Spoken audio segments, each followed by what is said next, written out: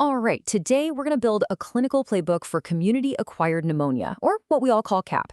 It's one of the most common infections you'll ever manage, but here's the thing, the rules are always changing. So let's dive in. So let's start with why this is so important. The hospitalization rate for CAP is a whopping 25 times higher in adults over 80 compared to folks under 50. I mean, that one number right there tells you everything you need to know about how vulnerable our older patients are and why getting this right is so critical. So here's our game plan. We're going to walk through the whole clinical encounter, starting with how we even define CAP these days. Then we'll get into the likely pathogens, the workup, deciding where to treat the patient, picking the right antibiotics, and finally, what to do when things go sideways. First up, what exactly is CAP today? The definition has actually shifted in a pretty big way. And trust me, this isn't just some academic hair splitting. It totally changes how you manage these patients. Okay, so the big headline here is that HCAP, healthcare-associated pneumonia, it's gone. We've thrown it out. We used to hit patients from nursing homes with these really broad antibiotics, worrying about resistant bugs. But it turns out the evidence just wasn't there. We now know that the bugs these folks get look a lot more like regular CAP in patients with other health problems. So now they all fall under the same CAP umbrella. So let's move on to the culprits. Who's actually causing these infections? Because the cast of characters has really shifted, and what you might have memorized in med school is probably a little out of date. Okay, get ready for this, because it's kind of mind-blowing. In a massive 62% of hospitalized CAP cases, we find absolutely nothing, even after all the tests. And when we do get a hit, it's way more likely to be a virus than a bacteria. Kind of changes how you think about it, right? And this slide really drives that point home. We're seeing a changing of the guard. Thanks to the huge success of the pneumococcal vaccine, good old strep pneumo is much less of a player now. But in its place, we're seeing these newer, nastier threats on the rise, like MRSA and Pseudomonas. And you can see these even in patients you wouldn't expect. Okay, so keeping all that in mind, a patient rolls in and you're thinking, CAP, what do you do? Let's build a really solid step-by-step framework so you know exactly what your next move is. Your whole workup should follow these 4 simple steps. It all starts with that clinical gut feeling, right? The classic signs. Then you got to confirm it with an image. A chest x-ray is your first step. After that, you'll grab some key labs to see how sick they are. And only then, for certain patients, do you think about microbiology. Now, this is absolutely crucial. You have to be smart about ordering microbiology. For your bread and butter outpatient CAP, forget it. Don't order the cultures. But the second they hit the ICU, absolutely, you need those cultures. Same goes if you're already thinking about treating for MRSA or Pseudomonas, or if the patient is just really, really sick.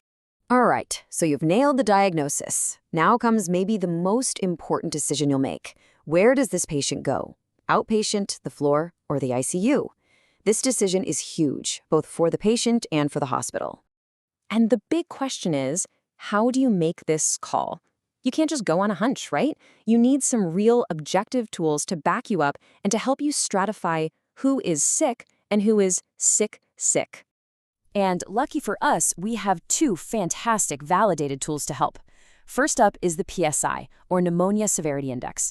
This is your go-to for figuring out who's low risk and safe enough to go home. Then, for your really sick folks, you'll use the IDSA/ATS criteria. This is what tells you black and white who meets the criteria for severe CAP and needs to be in the ICU. Okay, let's get to the treatment plan. This is where we put all the pieces together, the diagnosis, the risk assessment, and actually pick the right empiric antibiotics to get them started on. All right, let's take your most common patient. They're pretty healthy. You've decided they're safe to go home. What's the prescription? What do the newest guidelines say is the right first move? For a healthy patient with no big medical problems, it's really simple monotherapy, high-dose amoxicillin or doxycycline. And take a look. Notice what's not there. Azithromycin. That's right. Macrolides are out as a first-line solo agent because of rising resistance. Now, if they do have comorbidities, you'll need to step it up to combination therapy. Now, once they're admitted to the floor, the standard of care is an IV beta-lactam, like ceftriaxone, plus a macrolide. And in the ICU, that combo, a beta-lactam plus a macrolide, isn't just a good idea, it's pretty much mandatory.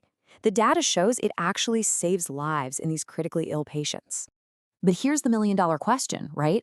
When do you pull the trigger and add coverage for the big guns like MRSA and Pseudomonas?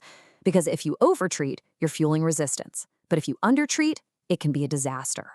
You shouldn't just be throwing vancomycin and Zosyn at everyone. You need to be looking for specific risk factors. And a number one most important risk factor, a history of a positive culture for either of those bugs. That's a huge red flag. Other things to look for are recent hospital stays or IV antibiotic use. For NRSA specifically, think about IV drug use. And for Pseudomonas, keep an eye out for underlying lung problems like bronchiectasis. All right, last section. Let's talk about troubleshooting. What do you do when your patient isn't getting better, and how do you wrap things up and make sure they're good to go? We have to be really humble here. Even when we do everything right, CAP is a really serious disease. Look at these numbers. A mortality rate for hospitalized patients of over 10%, and almost 1 in 5 patients ends up back in the hospital. This isn't just a cough. It's a huge hit to their system. So this brings up a super common scenario, right? It's day 3. You've got them on the right antibiotics, but they're just not turning the corner. What's going through your head? What's your differential now? When a patient's not responding, you need to think in 3 big buckets. First, is it the bug? Maybe you're dealing with something resistant or unexpected. Second, is there a complication? Something like an empyema or an abscess hiding in there. And third, is it even pneumonia? You got to reconsider those mimics, like heart failure, a PE, or even a tumor. And here's a really important pearl for when you're wrapping up care. If your patient is feeling better, if their symptoms are gone in about a week, you do not need a repeat chest x-ray. Let me say that again. You usually don't need a follow-up x-ray. Their clinical improvement is what matters most. Look, you're going to see CAP all the time. It's common, but it is never, ever simple. The landscape is always shifting, the patients are sicker, and being thoughtful and vigilant, well, that's what saves lives.